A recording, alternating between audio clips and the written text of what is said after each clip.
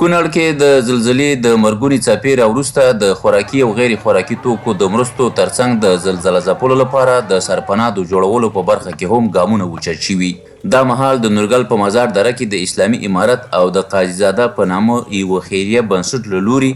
په 130 کورونو د جوړولو چارې روانې دي.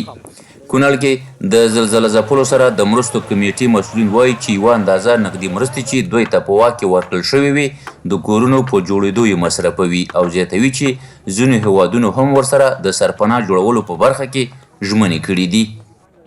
موږ تصمیم لرو او موږ سره په دغه بخش کې څه همکارۍ هم شوي دي. هغه رقوب زموږ سره جمع دي او ان شاء الله العزیز په هغې باندې به آینده کې کورونه جوړو. موږ تقریبا 2000 کورونه د قطر هیواد نه د دغې همکاري غوښتې ده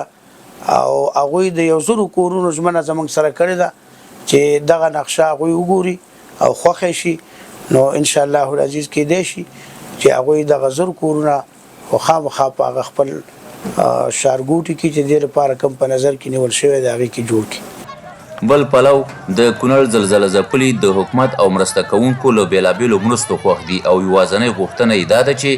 د سرپناه په برخه کې ورسره همکاري ترسره شي. مرستې خو الحمدلله شوي دي زلزله ځپلو سره ډېرې نقدي کومکونه هم شوي دي او نورې مرستې هم شوي دي خو خواست هم له موسسو او له دولت څخه دا دی چې سرپناه نه لرو خیمو کې اوسېږو مخې ته جمع راغی نو موږ سره د کورونو په جوړولو کې مرسته وشي موږ له د سرپناه غم وخوړی شي. خو لیکن موږ سره چې اوسه پورې کومکونه شوي دي یا نقدي کومکونه شوي دي څه اندازه او یا د خوراکي توکو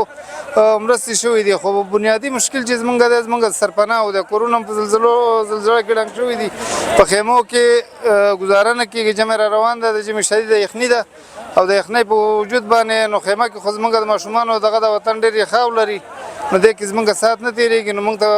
بنیادي مشکل دا دی چې د سرپناه ضرورت دی راته. د یادولو وړ د کونړ کې لا هم له زلزله ځپلو سره د خوراکي او غیر خوراکي توکو مرستې دوام لري